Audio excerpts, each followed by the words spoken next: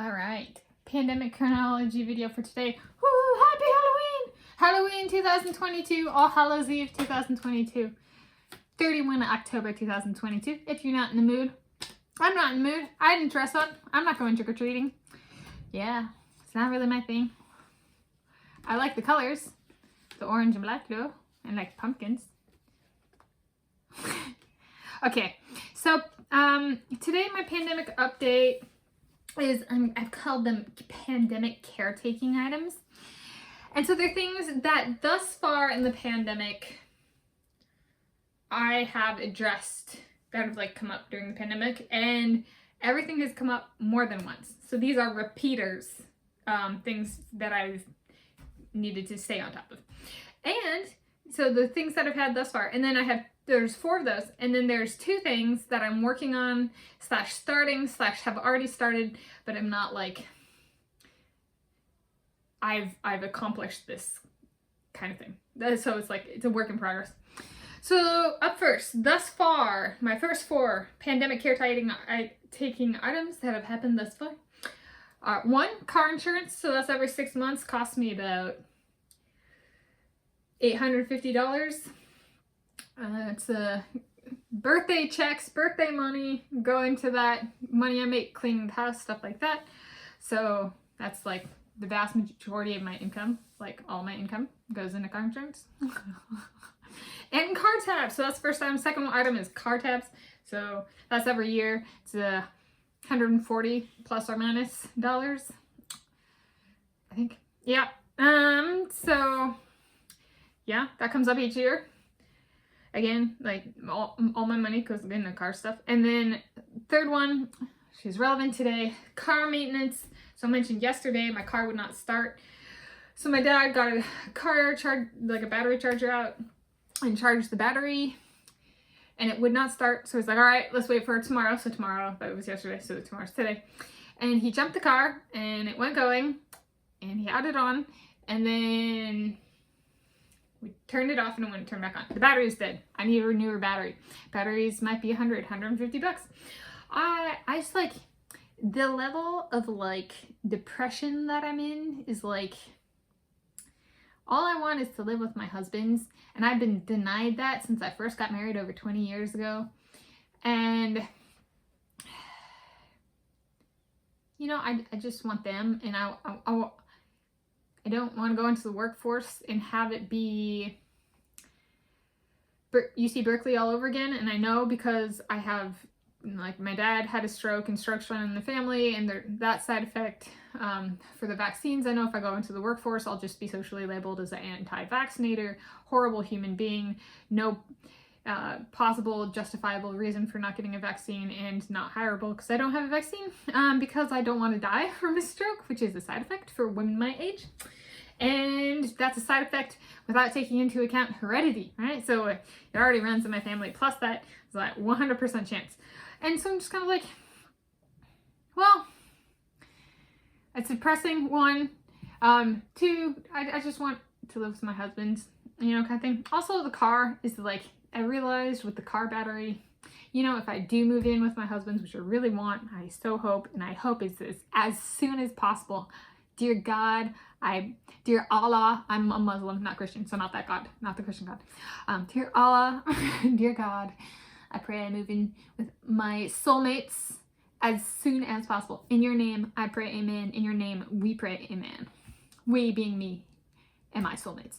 So I'm not picky there. Soulmates can be ones I've married so far, and or have not married so far. But I realized, like, I hope my dad, if that does happen, I hope my dad doesn't see this video before I move out, because it'd be kind of fun to give my parents the car. Gas prices are so high these days. Yeah, it'd be good for them. It's really great, like miles per gallon, like 35 miles per gallon. It's pretty good, and that's like in the city. So like, it'd be great for them for just if they needed to drive somewhere and not have it cost so much, and they didn't need a big rig or van or something like that. So yeah, and if I had a dream car, so if we're talking about dreams, there's another daydream working through, is I would rather have the rental car that I drove in Scotland, which was a Ford Fiesta. It was like 2014 or something like that. I would rather have that than the car I have now. But that is impossible. That could never happen. How could that ever happen? So if my husbands want to move in with me and they want to give me a dream car, maybe they'll make that impossibility a reality. That would be very cool. Yeah. that would be phenomenal. All right, and then the fourth pandemic caretaking item is the dentist. I've made a number of videos on that. I've had a few fillings, a couple of general exams. I have a teeth cleaning. I have another teeth cleaning scheduled for March this coming year, 2023. So those are the things that I've done thus far. And what else do I have? Well, the two things that I am working on and have started are iPhone storage. So I've mentioned in at least one video that I have problems with YouTube and my phone and poorly severed connections. And then the size of the video gets saved in Safari. So it's like at 68.37 gigabytes right now on my phone or something like that. And it's pretty easy to clear, but I cannot do it. I need to get into the Apple Store. So I found an Apple Store near me and got to the figuring out how to set up the appointment online. Trick-or-treaters! Trick-or-treaters right here. So that's something I'm working on, is how do I get that cleared off? I hope it doesn't cost very much money. Yeah, my phone is over 3 years old. So I don't think the Apple Care I bought with it or whatever still applies. So we'll see how much it costs. And then the last thing is glasses. I've called about that, figured out what is covered. I mentioned that in a previous video. And so figuring out how to get the new glasses, which is, I'm gonna guess, pretty straightforward. It's been pretty straightforward with my health insurance. Just make sure I have my card and cards, that kind of stuff. But the biggest hurdle on that one is finding a place that accepts my insurance. So those are my pandemic caretaking items. Those are my updates for today. I guess, do I have anything else? Oh, not that I can remember, but I've been known to have memory problems. So maybe I can work on that. Oh, the trick-or-treaters are off. Mental jog. Okay, anything for today. Mental jog will help my memory. Yeah, I've been writing about the nationality bans on Russians and Belarusians, which are kind of like really heinous because, so the Russia-Ukrainian war started in like 2014 or something like that. And then since that point in time, there were like people in sports that, I'm talking specifically bans on people who have that nationality in sports in 2022, which was really popular. And along with the war and the boycotts and the bans, well, not the boycotts, the bans have come stripping of Russians of their medals and reallocation of those medals to Americans and Ukrainians. And that was something that like we used to laugh about in grad school, about how like the press and World Anti-Doping Agency and the Olympic Games and FINA and all these sporting organizations and the Court for Arbitration of Sport or whatever can say is about cheating and doping all they want. It's not. It's purely political. I mean, I know at the 2012 Olympic Games, LaShonda Demas and Allison Felix spearheaded, they all took performance-enhancing drugs and then switched the samples so that the Russian tests would come back negative down the road. And so the Americans were the ones that cheated, but they framed it on the Russians.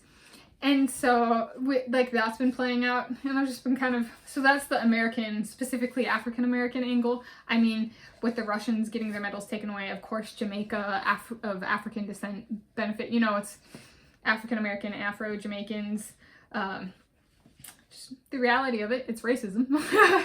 And politics, which is the Ukrainians taking from the Russians. They don't want to work for what they get in life. Fuck that bullshit. They're just gonna take what somebody else did.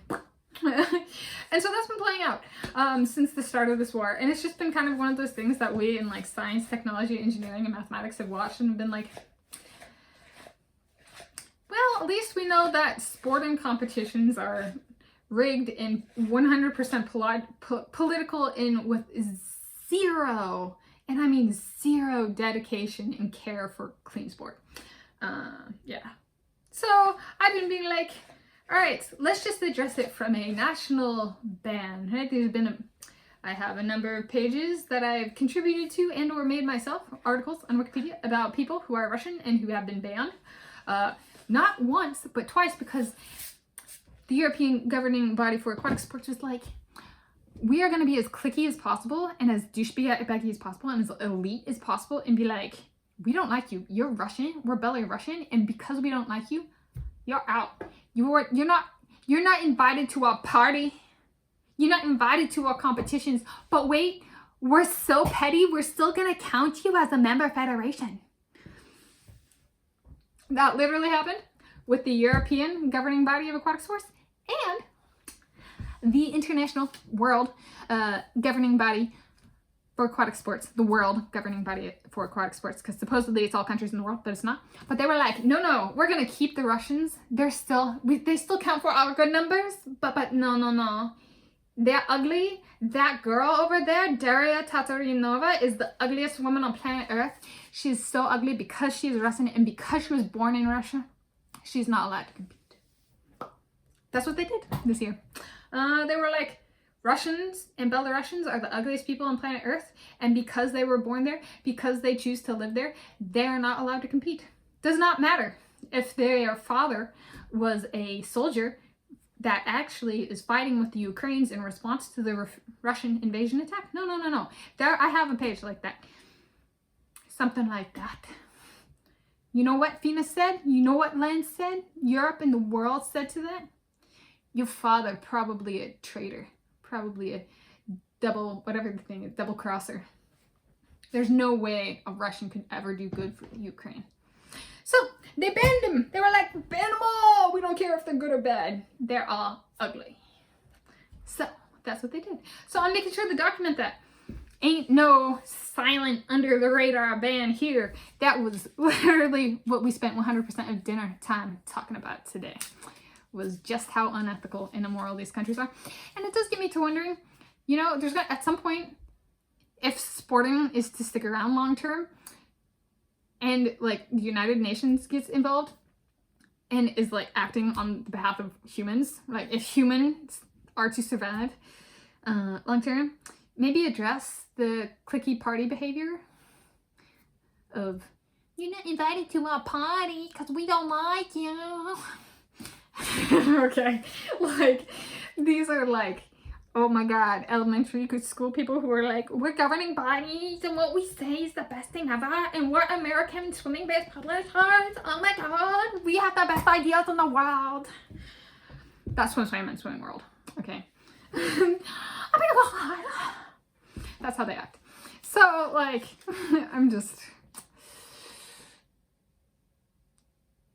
I married Russians. I choose not domestic abuse. Right? When the founding of the modern Olympic Games is world peace and then they take sides in a war, it is synonymous with saying, because they support Ukraine, they support the killing of Russians. I have married Russians. I do not support domestic violence. I do not support the killing of my husbands, even though the Olympic Games does, even though FINA does, even though about almost every aquatic international governing body for like pretty much every sport wants me to kill my husbands or wants to kill my husbands. I don't agree with them. Happy Halloween.